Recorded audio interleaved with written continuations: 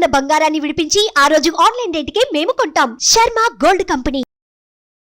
నమస్కారం సుబ్బారావు గారు. నమస్తే అండి. సీరియల్ యాక్టర్ చందు సూసైడ్ గల ప్రధాన కారణాల గురించి చాలామంది రకరకాలుగా మాట్లాడుతూ ఉన్నారు. సో ఎంటైర్ ఇష్యూలో మీకు తెలిసిన వాస్తవ కోణాలు ఏంటి? ఇది చాలా బాధాకరమైనటువంటి విషయం అండి. కానీ ఆయన లాస్ట్ ఇంటర్వ్యూ చూస్తే చాలా విషయాలు మనకి చాలా స్పష్టంగా అర్థమవుతున్నాయండి. అంటే ఎందుకు ఆయన అంత సైకలాజికల్ స్ట్రెస్కి కారణమయ్యాడు, ఆయన సూసైడ్ తీసుకోవడానికి కారణాలు ఏమి కనెక్ట్ అయినాయి అనేటువంటిది చాలా స్పష్టంగా కనిపిస్తుందండి. కొన్ని సంఘటనలు, అంటే వీళ్ళిద్దరు ప్రయాణంలో జరిగినటువంటి కొన్ని సంఘటనలు మనం ఒకసారి గుర్తు చేసుకోవాలండి ఆయన ఇంటర్వ్యూలో చెప్పినటువంటివి. సో మొట్టమొదటిగా ఈయన ఒక నేషనల్ ఫుట్బాల్ ప్లేయర్ అండి. ఆ తరువాత అంతేకాకుండా ఒక సాఫ్ట్వేర్ కంపెనీలో ఒక టీమ్ లీడర్గా కూడా వర్క్ చేశాడండి.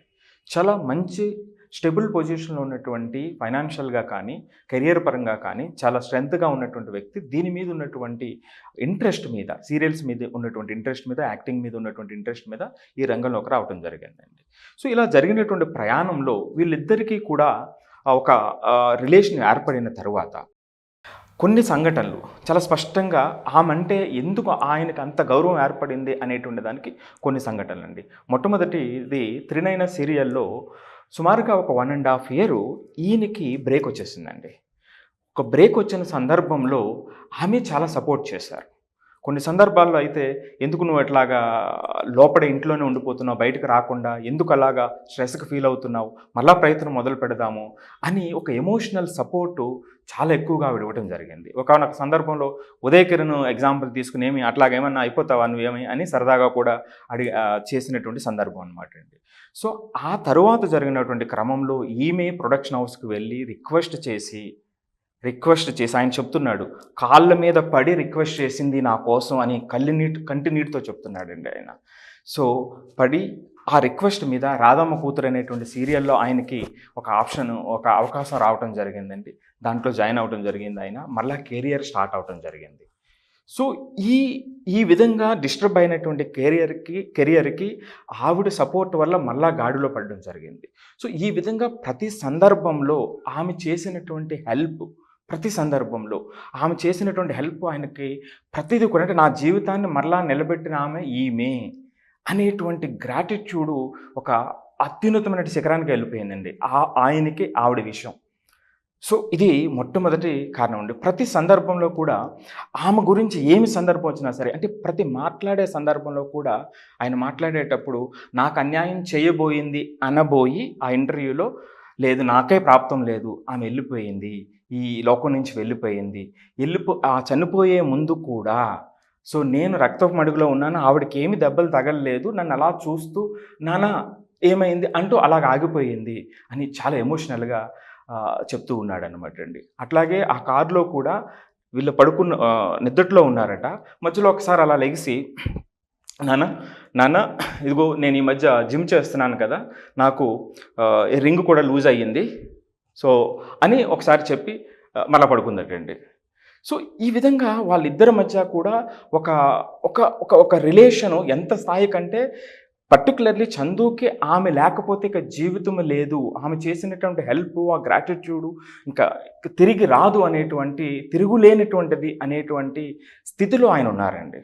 సో అలాంటి సందర్భంలో జరిగినటువంటి ఈ యాక్సిడెంట్ ఒక్కసారిగా ఆయన యొక్క సైకలాజికల్ స్ట్రెస్ని ఇక అత్యంత అంటే కకావికలం చేసింది. ఆయన ఆలోచనలు కకావికలం చేసేసిందండి.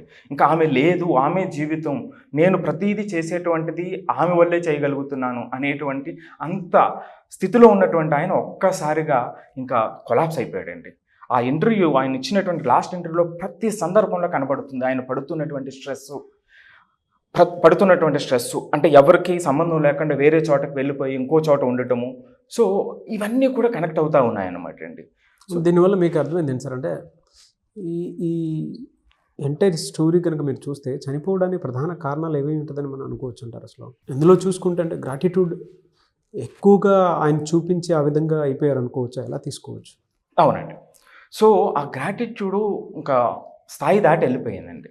ఆయన లాస్ట్ ఇంటర్వ్యూలో చెప్తాడు ఒక మాట, 10-15 నిమిషాల్లో నేను అన్కాన్షియస్ అయిపోతున్నాను, అంటే మాట్లాడుతున్నాను, మళ్ళీ 10 నిమిషాల తర్వాత నేను అసలు నాకు స్పృహ కూడా నాకు తెలియట్లేదు అనేటువంటి అంత స్ట్రెస్లో ఉన్నాడు అనమాట అండి. సో దీనికి ప్రధానంగా మనం ఒక 4 కారణాలు చెప్పచ్చు అండి. సో దాంట్లో మొట్టమొదటిగా ఏమిటంటే అండి, ఫియర్ ఆఫ్ ఎక్స్పోజర్ అండి. అంటే బయటికి మనం బయట పడుతుందేమో అనేటువంటి భయం. సో అప్పటి వరకు వాళ్ళు ఉన్నటువంటి రిలేషను లేకపోతే ఆమె కోల్పోవటం వల్ల సో అది నెగిటివ్ మాట్లాడేస్తారు. సో పాపం ఆవిడ్ని అంత దేవతగా చూస్తున్నటువంటి వ్యక్తి ఇలా నెగిటివ్ మాట్లాడేసి, అరే ఆమె జీవితం అంతా కూడా ఇంత కష్టపడి, పాపం ఆమె కూడా కుటుంబం నుంచి దూరం అయిపోయి 2 పిల్లల్ని కష్టపడి చదివించినటువంటి ఆమె అండి. ఆమె ప్రయాణం కూడా చాలా కష్టమైనటువంటి ప్రయాణం చేసింది ఆమె. ఎప్పుడైతే ఆమె మీద అంత గౌరవం ఉన్నటువంటి వ్యక్తి ఒక్కసారిగా ఆమె గురించి నెగిటివ్ వచ్చేస్తుందేమో, అది బేర్ చేయలేను. మనం అంత ఉన్నతమైన స్థితిలో మనం ఒక వ్యక్తి గురించి ఆలోచిస్తున్నప్పుడు ఆ వ్యక్తి గురించి నెగిటివ్ చెప్తున్నప్పుడు ఎంత బాధ వస్తుందండి. అది చాలా స్పష్టంగా కనబడుతుంది అనమాట అండి ఆయన మాటల్లో. ఇది మొట్టమొదటి కారణం అండి. రెండవదండి ఐసోలేషన్ అండి. ఇతను ఇంటర్వ్యూ కూడా ఎక్కడో లేకుండా ఎక్కడో వేరే చోట, ఎవరూ లేని చోట లొకేషన్ పెట్టి ఆ ఇంటర్వ్యూకి వాళ్ళ ఫ్రెండ్ కలిసి ఇంటర్వ్యూ తీసుకోవడం జరిగిందనమాట అండి. అంటే ఇవన్నీ స్పష్టంగా కనబడుతున్నాయి అక్కడ. సెల్ఫ్ ఐసోలేషన్ అయిపోయాడు ఆయన. ఎవరిని కలవడానికి ఇంట్రెస్ట్ కూడా చూపించరు. దాంతోపాటు అసలు ఆయన మాట్లాడుతుంటే కూడా కళ్ళమట్ట నీళ్ళు వచ్చేంత మనిషి అంతా కూడా ఎక్కడికక్కడ ప్రతి అణువులో స్ట్రెస్ కనబడుతుందండి. సైకలాజికల్ ఆ మాట కూడా వణుకుతూ సైకలాజికల్గా ఎంత డిస్టర్బ్ అయిపోయాడు అనేది అర్థమవుతుందండి. ఇక మూడో కారణం అండి ఎమోషనల్ డిపెండెన్సీ అండి. సో మీకు ఇక్కడ ఒక చిన్న విషయం చూడాలి. అతను పూర్తిగా ఈమె మీద డిపెండ్ అయి ఉన్నారు, ఆమెమో లేదు. ఇతన్ని చుట్టూ ఉన్నటువంటి వాళ్ళు వేరే వాళ్ళు ఎవరూ లేరు. అతని సొంత కుటుంబం దగ్గర ఏమో దూరం అయిపోయాడు, అక్కడికి వెళ్ళి షేర్ చేసుకోలేనటువంటి పరిస్థితి. అదే సందర్భంలో బహుశా ఫ్రెండ్స్, అంత క్లోజ్ ఫ్రెండ్స్ కూడా అక్కడ అంతగా వాళ్ళతో కలిసి ఉండేటువంటి పరిస్థితి లేనట్టుగా కనిపిస్తుంది. సో ఈ ఎమోషనల్ డిపెండెన్సీ కూడా అక్కడ ఒక ప్రధానమైనటువంటి రోల్ ఖచ్చితంగా ప్లే చేసిందండి. ఎందుకంటే వీళ్ళు ఒక గ్రూప్లో ఉన్నారనుకోండి, ఒక 4-5 గ్రూప్లో ఉన్నప్పుడు ఇలా స్ట్రెస్ అన్నప్పుడు బయటకు తీసుకొచ్చేటువంటిది పక్కన ఉన్నటువంటి గ్రూపేనండి. ఎప్పుడైతే మీరు ఇప్పుడే చెప్పారు ఐసోలేట్ అయిపోయాం, ఎమోషనల్ డిపెండెన్సీ, ఎక్కడైతే మనం డిపెండ్ అవుతున్నామో వాళ్ళు లేరు, ఆటోమేటిక్గా ఇంకా ఆలోచనలు ఇంకా గిరిగిరా తిరుగుతూ ఉంటాయండి. ఇది ఒక మూడో కారణం అండి. ఇక 4వది పర్సీవ్డ్ ఫెయిల్యూర్ అండి. నేను ఫెయిల్ అయిపోయాను, ఇంకా అయిపోయింది, నా జీవితం అయిపోయింది, ఇంకా నాకు వేరే మార్గం లేదు.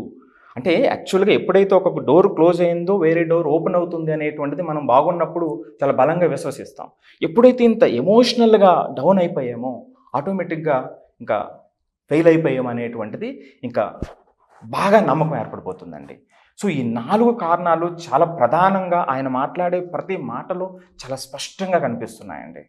ఏదేమైనా చాలా బాధాకరం సార్ అసలు. ఎట్లా అంటే అవునండి, ఈవెన్ ఇంట్లో పిల్లలు ఉన్నారు, బయట మీడియా కూడా ఎక్స్పోజర్ అవుతుంది, విషయం మీద అందరూ మాట్లాడుకుంటూ ఉంటారు, పిల్లల మైండ్ సెట్ కూడా చాలా మారిపోతూ ఉంటుంది. అంటే కొంతమంది నెగిటివ్ అని పాజిటివ్ అని మాట్లాడుకునే ప్రాసెస్లో పిల్లల మైండ్ సెట్ కూడా చాలా దెబ్బతింటుంది. దానికి మీరు ఏం చెప్తారు సార్ అటువంటి వాటికి కూడా? కరెక్ట్గా అండి. ఇప్పుడు మనం ఏదైతే కారణాలు చెప్పామో ఇవి సూసైడల్ ఐడియేషన్కి ప్రాతిపదికలండి.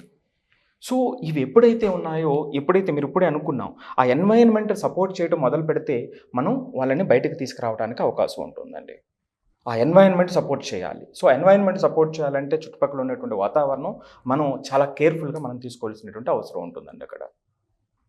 సో ప్రత్యేకించి సింగిల్ పేరెంట్ ఉండేటప్పుడు సందర్భంలోనండి ఇలాంటి సంఘటనలు జరిగేటప్పుడు వాళ్ళ మనసు చాలా గాయపడుతుందండి. మనకు కనిపించదు పైకి, చాలా లోపల చాలా గాయపడుతుంది. సో అలాంటి వాళ్ళు ఏమిటంటే ఆ ఎన్వైరన్మెంట్ని క్రియేట్ చేయడం అయినా చేయాలి, లేదా మళ్ళాంటి వాళ్ళ దగ్గరికి వచ్చి కౌన్సిలింగ్ తీసుకున్న వాళ్ళకి ఆ గాయం నుంచి బయటికి తీసుకురావడానికి అవకాశం ఉంటుందండి. సుమన్ టీవీలో మీ పర్సనల్ అండ్ బిజినెస్ ప్రమోషన్స్ కోసం కింది నెంబర్కి కాంటాక్ట్ చేయండి.